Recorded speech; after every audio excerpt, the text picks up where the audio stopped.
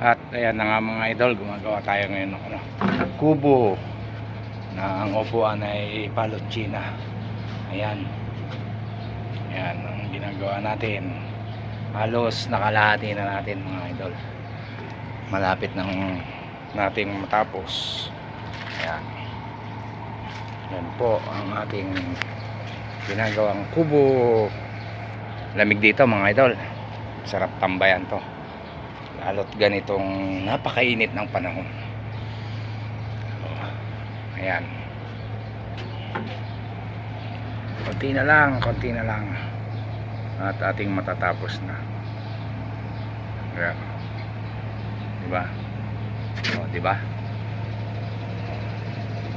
Kaya ayan, sige idol. At ako'y maglalagari muna ng ating maikakabit.